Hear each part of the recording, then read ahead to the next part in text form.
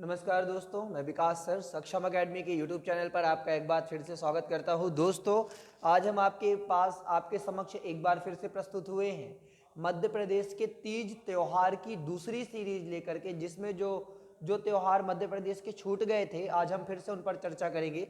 तो आइए दोस्तों, आज हम आपसे बात करेंगे भगोरिया प्रणय पर्व के संबंध में।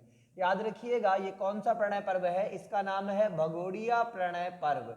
ठीक है ना दोस्तों, तो आज हम भगोरिया प्रणय पर्व की बात करेंगे और ऐसे ही कुछ अति महत्वपूर्ण त्योहार हैं जो छूट गए थे, जिनके बारे में आज हम आपसे बात करेंगे। तो देखिए दोस्तों, ये जो भगोरिया प्रणय पर्व है, आपको याद रखना है, ये त्योहार प्रत्येक वर्ष फागुन माह में होली के समय 7 दिनों तक मनाया जाने वाला त्योहार है। याद रखिएगा, ये जो त्योहार है ये मध्य प्रदेश के फागुन माह के, याद रखिएगा, फागुन माह के होली के समय 7 दिनों तक मनाया जाने वाला त्योहार है।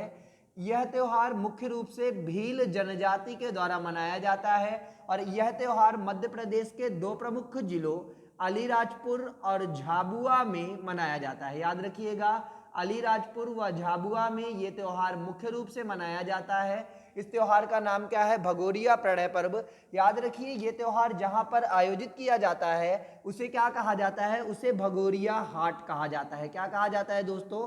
भगोरिया हाट कहा जाता है। याद रखिएगा, थोड़ा भील जनजाति के संदर्भ में हम बात कर लें तो भील जो एक जनजाति है, यह मध्य प्रदेश की सबसे बड़ी जनजाति है। याद रखिएगा, मध्य प्रदेश में सबसे बड़ी जनजाति भील है, लेकिन जो भारत की सबसे बड़ी जनजाति है वो कौन सी जनजाति है? तो वो गोंड है। मध्य प्रदेश की सबसे बड़ी जनजाति भील है, लेकिन जो भारत की सबसे बड़ी जनजाति है वो गोंड है। और ये जनजाति पाई कहाँ जाती है? तो अलीराजपुर, झाबुआ, धार, बड़वानी, बुरहानपुर, उस तरफ के जिलों में पाई जाती है, यानी मालवा के क्षेत्र में पाई जाती है। ये भगोरिया प्रणय पर्व भील जनजाति के लोग फागुन के महीने में 7 दिनों तक मनाते हैं। देखिए, अगर इस त्योहार की बात की जाए तो यह त्योहार, याद रखिएगा, यह त्योहार भील जनजाति के लोगों के द्वारा धनुष बाण हाथ में लेकर मनाया जाता है। इसलिए इसमें कुछ हिंसात्मक घटनाएं भी हो जाती हैं, जिस कारण से प्रत्येक वर्ष प्रशासन ऐसे प्रबंध करता है कि ऐसी घटनाएं, ऐसी हिंसात्मक घटनाएं ना हो, लेकिन पूर्णतः प्रशासन इसे रोक पाने में असफल होता है, क्योंकि ये बहुत प्राचीन, अति प्राचीन त्योहार है भगोरिया प्रणय पर्व। देखिए, इसमें क्या होता है, ये एक प्रणय पर्व है। प्रणय पर्व का मतलब ये है कि यह एक मिलन त्योहार है। और मिलन त्योहार की बात अगर आप करें, कैसा मिलन है, तो याद रखिएगा, इसे 3 भागों में मनाया जाता है। कितने भागों में मनाया जाता है दोस्तों? 3 भागों में। पहला भाग जो इसका होता है उसे क्या कहा जाता है? गुलालिया। दूसरा क्या होता है? गोल गधेड़ो। और जो तीसरा होता है उसे हम क्या कहते हैं? उजाड़िया। क्या कहते हैं? उजाड़िया। याद रखिएगा, ये जो भगोरिया प्रणय पर्व होता है, इसमें जो नवयुवक युवतियां होती हैं वो हाथ में गुलाल लेकर के निकलते हैं। बात समझ में आ रही है? हाथ में गुलाल लेकर के निकलते हैं। अगर कोई युवक किसी युवती के माथे पे गुलाल लगा दे और उसके प्रत्युत्तर में अगर वो युवती भी उस युवक के माथे पर गुलाल लगा दे, तो ऐसा माना जाता है कि इन दोनों ने एक दूसरे को वर वधू के रूप में स्वीकार कर लिया है। बात समझ में आ रही है ना? दोनों ने एक दूसरे को वर वधू के रूप में स्वीकार कर लिया है। अब दोनों को एक साथ इकट्ठा मान लिया जाता है। इस तरीके से क्या होता है, इस तरीके से दोनों एक दूसरे को वर वधू मान लेते हैं और इस तरीके से ये जो प्रणय पर्व होता है ये संपन्न हो जाता है। जब ये प्रणय पर्व संपन्न होता है तो इसे क्या कहा जाता है? इसे उजाड़िया कहा जाता है। तो याद रखिएगा, यह त्योहार मध्य प्रदेश के अलीराजपुर, झाबुआ जिले में भील जनजाति के द्वारा मनाया जाता है। फागुन के महीने में होली के समय 7 दिन तक मनाया जाने वाला त्योहार है। भगोरिया हाट का आयोजन किया जाता है। और कब किया जाता है? तो याद रखिए कि इसमें धनुष बाण लेकर के वो लोग जो अलीराजपुर और झाबुआ जिले के लोग हैं वो निकलते हैं। देखिए दोस्तों, हमने आपसे इन जो त्योहारों के बारे में बात की है, इनके लिए हम आपके लिए ऑब्जेक्टिव क्वेश्चंस भी लेकर के आएंगे। आप याद रखिएगा, ऑब्जेक्टिव क्वेश्चंस भी इनके बारे में लेकर के आएंगे। जो वीडियो मैं कल बनाऊंगा आपके लिए, उसमें मैं इनसे संबंधित प्रश्नों पर आपसे बात करूंगा, तो आपको एक आइडिया लग जाएगा कि किस प्रकार से प्रश्न परीक्षाओं में पूछे जाएंगे और किस प्रकार से आपको उन प्रश्नों को तैयार करना है। तो ठीक है, मैं थोड़ा किनारे हो जाता हूं, अगर आप चाहें तो इसका स्क्रीनशॉट लेकर के रख सकते हैं। ठीक है दोस्तों, अब हम आपसे अगले त्योहार की बात करेंगे, जिसका नाम क्या है? गाय गोहरी। अब कौन सा त्योहार है? अगला त्योहार है जो मध्य प्रदेश का एक अति महत्वपूर्ण त्योहार है, और इस त्योहार का नाम क्या है? इस त्योहार का नाम है गाय गोहरी। तो देखिए दोस्तों, अब हम आपसे बात करेंगे गाय गोहरी नामक त्योहार के बारे में। अब थोड़ा आप गाय गोहरी त्योहार को देख लीजिए। देखिए दोस्तों, ये जो गाय गोहरी नाम का त्योहार है, यह त्योहार भी दीपावली के ठीक दूसरे दिन कब मनाया जाता है? तो आप याद रखिएगा, दिवाली के ठीक दूसरे दिन ये त्योहार मनाया जाता है। और दिवाली के ठीक दूसरे दिन गाय गोहरी नामक त्योहार कहाँ मनाया जाता है? तो याद रखिएगा, मध्य प्रदेश के अलीराजपुर और झाबुआ जिले में मनाया जाता है। कहाँ मनाया जाता है? मध्य प्रदेश के अलीराजपुर और झाबुआ जिले में मनाया जाता है।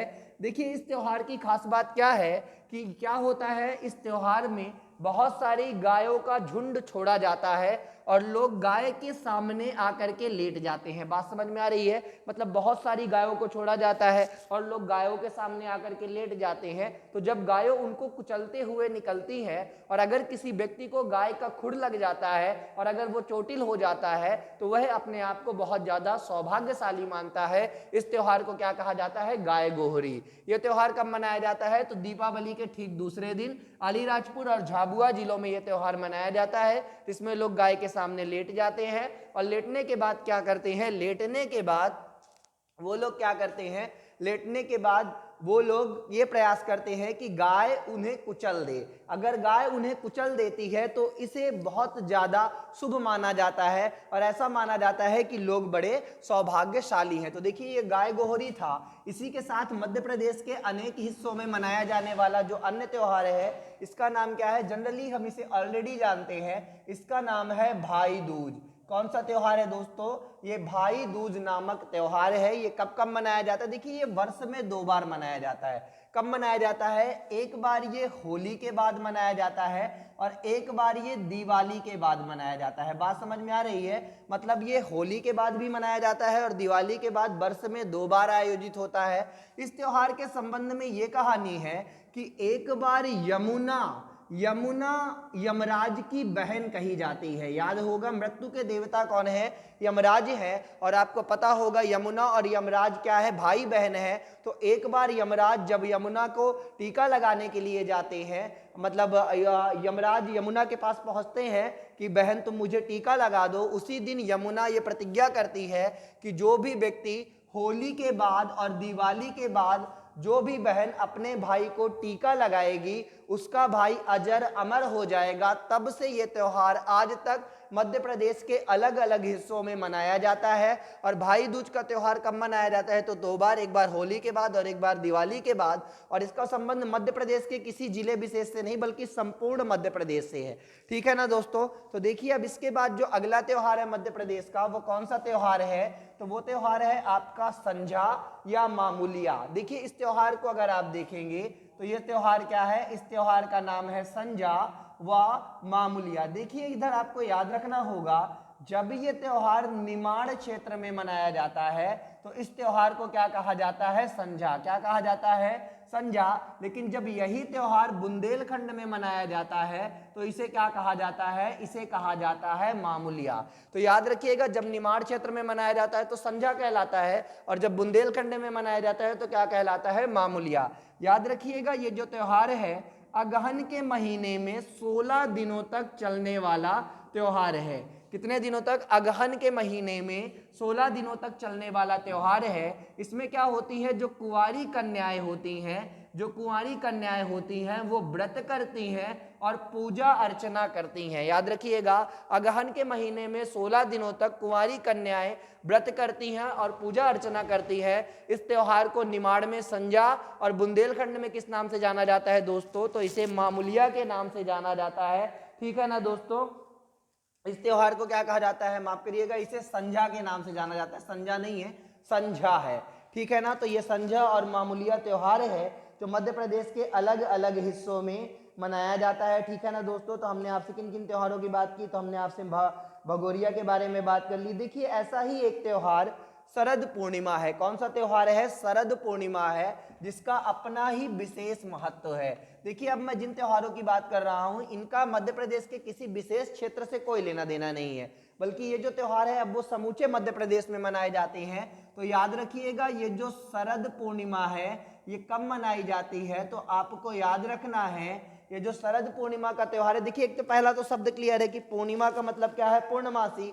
और पहले तो पूर्णिमा के दिन ही मनाया जाता है। देखिए याद रखिएगा अश्विन माह की कब मनाया जाता है? तो आपको याद रखना है अश्विन माह की पूर्णिमा को यह त्योहार संपूर्ण मध्य प्रदेश में मनाया जाता है। ठीक है ना, इसे क्या कहा जाता है, इसे शरद पूर्णिमा कहा जाता है। इस दिन क्या होता है, इस दिन जनरली जो महिलाएं होती हैं वो तुलसी की पूजा करती हैं, तुलसी और तुलसा का विवाह कराती हैं और उसके बाद उन पर पेड़ा चढ़ाए जाते हैं। आ गई बात समझ में, क्या चढ़ाए जाते हैं, पेड़े चढ़ाए जाते हैं और फिर इन पेड़ों को सभी लोगों में वितरित कर दिया जाता है। इसी दिन ऐसा कहा जाता है दोस्तों कि चंद्रमा में अमृत का वास होता है। ऐसी एक कहानी है कि चंद्रमा में अमृत का वास होता है। तो शरद पूर्णिमा की मध्य रात्रि को ये चंद्रमा पृथ्वी पर गिरता है, ये चंद्रमा का जो अमृत होता है वो पृथ्वी पर गिरता है, याद रखिए। तो इस दिन लोग क्या करते हैं, इस दिन लोग क्या करते हैं कि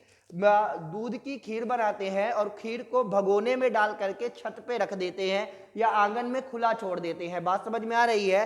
तो रात भर वो खीर ऐसी ही रखी रहती है, सुबह बाद में उस खीर को उठा करके सभी लोगों में प्रसाद के रूप में वितरित कर दिया जाता है। ऐसी मान्यता है कि चंद्रमा में जो अमृत है वो शरद पूर्णिमा के दिन यानी अश्विन माह की पूर्णमासी को पृथ्वी पर गिरता है और ऐसी मान्यता है कि वो जो अमृत है वो किस पर गिरता है, वो उसी पे खीर पर गिरता है।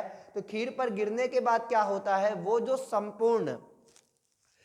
संपूर्ण आपका क्या होता है कि वो जो संपूर्ण मतलब कि वो जो संपूर्ण खीर होती है उसमें अमृत का वास हो जाता है और उसके बाद क्या होता है, उसके बाद उस अमृत का पान कर उस खीर का पान करने से सभी लोग प्रसन्न रहते हैं और उनका जीवन अच्छे तरीके से बीतता है। तो देखिए दोस्तों, ऐसा ही एक त्योहार है मध्य प्रदेश में जिसे हम क्या कहते हैं, जिसे हम हरतालिका तीज कहते हैं। कौन सा त्योहार है, याद रखिएगा, इसे हरतालिका तीज कहते हैं। मुख्य रूप से अगर बात करें तो बघेलखंड व बुंदेलखंड का ये प्रमुख त्योहार है और इसे क्या कहा जाता है, इसे तीजा के नाम से भी जाना जाता है। किस नाम से जाना जाता है दोस्तों, तो तीजा के नाम से भी जाना जाता है।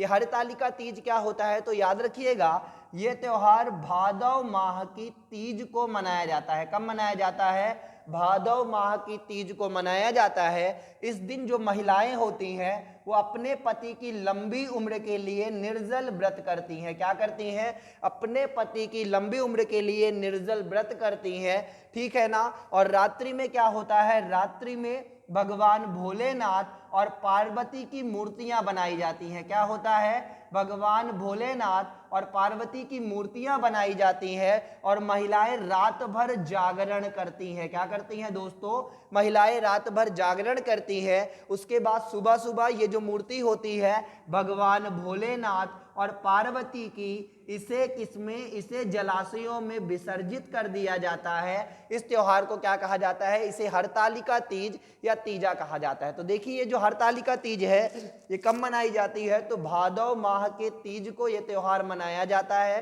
ठीक है ना। इसमें महिलाएं निर्जला व्रत रहती हैं, इसमें भोलेनाथ की मूर्तियां बनाई जाती हैं और महिलाएं क्या करती हैं, रात भर जागरण करती हैं और उसके बाद जो भोलेनाथ और पार्वती की प्रतिमा होती है उसे जल में विसर्जित कर देती हैं। ठीक है ना दोस्तों। तो हमने आपको शरद पूर्णिमा के बारे में बताया, हमने आपको किसके बारे में बताया, तो हरतालिका तीज के बारे में बताया। आपको याद रखना है हरतालिका तीज का जो त्योहार है ये मुख्य रूप से बुंदेलखंड और बघेलखंड का प्रमुख त्योहार है। ठीक है ना दोस्तों। तो देखिए अब हम आपसे अगले त्योहार की बात कर रहे हैं। तो ये जो अगला त्योहार है मध्य प्रदेश का वो कौन सा त्योहार है, तो अगर हम इसके बारे में बात करें तो ये मध्य प्रदेश का अगला त्योहार है जिसके बारे में हम बात कर रहे हैं वो कौन सा है, वो है महालक्ष्मी।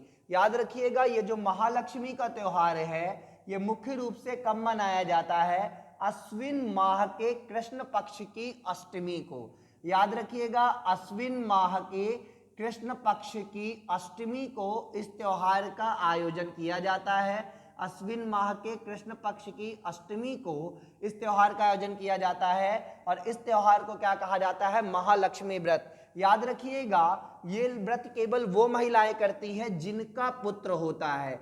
याद रखिएगा जिनका पुत्र होता है उनके लिए ये व्रत किया जाता है। इसमें क्या होता है, इसमें इंद्र के हाथी ऐरावत की पूजा की जाती है। याद रखिएगा, इसमें ये जो महालक्ष्मी का व्रत होता है, इसमें ये जो कुम्हार होते हैं वो बड़े कलात्मक ढंग से, बहुत खूबसूरत तरीके से एक हाथी बनाते हैं और उस हाथी को रख करके पूजा की जाती है। इस त्योहार को कहा जाता है महालक्ष्मी, जो अश्विन माह की कृष्ण पक्ष की अष्टमी को आयोजित किया जाता है। और यह त्योहार मध्य प्रदेश के किस क्षेत्र से संबंधित है, तो आपको याद रखना होगा बुंदेलखंड से। किससे संबंधित है दोस्तों, तो मध्य प्रदेश के बुंदेलखंड से इस त्योहार का संबंध है। याद रखिएगा, इसमें क्या होता है, इसमें इंद्र के हाथी ऐरावत की पूजा की जाती है। किसकी पूजा की जाती है, इंद्र के हाथी ऐरावत की पूजा की जाती है, ठीक है ना दोस्तों। इसके अतिरिक्त और जो त्योहार है मध्य प्रदेश के, वो कौन कौन से त्योहार हैं, तो आप उनको खुद ही जानते हैं। देखिए, आप जानते हैं कि चैत्र के माह में, याद रखिए, चैत्र माह में मध्य प्रदेश में रामनवमी का, चैत्र की नवमी को मध्य प्रदेश में रामनवमी का त्योहार मनाया जाता है। तो ऐसे ही सावन माह की, भादव माह की अष्टमी को, बात समझ में आ रही है, भादव माह की अष्टमी को कृष्ण जन्माष्टमी मनाई जाती है, जिस दिन भगवान श्री कृष्ण का जन्म हुआ था। तो रामनवमी हो गई, जन्माष्टमी हो गई, होली मनाई ही जाती है, दिवाली भी मनाई जाती है, आप जानते ही हैं। तो होली मनाई जाती है, दिवाली मनाई जाती है, जन्माष्टमी मनाई जाती है, रामनवमी मनाई जाती है। तो ये जो मुख्य मुख्य त्योहार है, तो ये तो सारे त्योहार मनाए ही जाते हैं। और इसके अतिरिक्त जो अतिरिक्त त्योहार जो मध्य प्रदेश में मनाए जाते हैं और जिनका बड़ा महत्व है, उनके संदर्भ में हमने आपसे चर्चा कर ली। आइए अब हम एक काम करते हैं, हम थोड़ा थोड़ा कुछ धर्म विशेष के त्योहारों के बारे में बात कर लेते हैं। आ गई बात समझ में, जो धर्म विशेष के प्रमुख प्रमुख त्योहार हैं। तो देखिए, अगर यहाँ पर बात की जाए तो कौन कौन से त्योहार बड़े प्रमुख हैं, तो याद रखिएगा, मध्य प्रदेश में जैन धर्म के प्रमुख त्योहार हैं। जिनमें कौन कौन सा पर्व प्रमुख है, तो याद रखिए, जैन धर्म मध्य प्रदेश में कौन कौन से त्योहार मनाता है, तो याद रखिएगा, जैन धर्म मध्य प्रदेश में एक पर्व मनाता है जिसे पर्युषण महापर्व कहते हैं। क्या कहते हैं, पर्युषण महापर्व। देखिए, अगर इस पर्व की बात की जाए तो इसमें क्या होता है, देखिए क्या होता है, जो जैन धर्मावलंबी लोग होते हैं, जो जैन धर्म को मानते हैं, वो वर्ष भर जितना, जैसे उन्होंने किसी को कुंठित किया होता है, किसी का दिल दुखाया होता है, किसी से झूठ बोला होता है, या किसी से कुछ भी किया होता है, तो ये पर्युषण महापर्व होता है, जो लगभग 1 माह तक चलने वाला त्योहार होता है। इसमें क्या करते हैं, इसमें जैन धर्मावलंबी उन लोगों से मिलते हैं जिन्होंने उन्होंने जिनका दिल दुखाया है या जिनके मन को कुंठित किया है, उनसे मिलते हैं और क्षमा याचना मांगते हैं। तो पर्युषण महापर्व है। और एक जैन धर्म से संबंधित कौन सा महत्वपूर्ण त्योहार है, तो वो है आपका महावीर जयंती। ठीक है ना दोस्तों, तो याद रखिएगा, पर्युषण महापर्व मध्य प्रदेश में चूंकि जैन धर्मावलंबी लोग हैं, तो पर्युषण महापर्व वो लोग मनाते हैं, याद रखिएगा। और महावीर जयंती भी मध्य प्रदेश में बड़ी धूमधाम से मनाई जाती है। इस तरीके से दोस्तों हमने मध्य प्रदेश के त्योहारों के संदर्भ में आपसे बात की, ठीक है ना। तो देखिए, अभी हम आपके सामने त्योहारों की सीरीज को लेकर के आए थे। अब हम इसके बाद मध्य प्रदेश में नृत्यों की सीरीज लेकर के आएंगे, जिसमें हम मध्य प्रदेश के नाचों, मतलब मध्य प्रदेश के अलग अलग क्षेत्रों में होने वाले नृत्यों की बात करेंगे, ठीक है ना दोस्तों। तो इस तरीके से हम इस क्रम में इन चीज़ों को धीरे धीरे करके आगे बढ़ाते रहेंगे, ठीक है। तो देखिए, अब मैं जितने मैंने त्योहार आपको पढ़ाए हैं, आप इन्हें अच्छे से पढ़ लीजिए।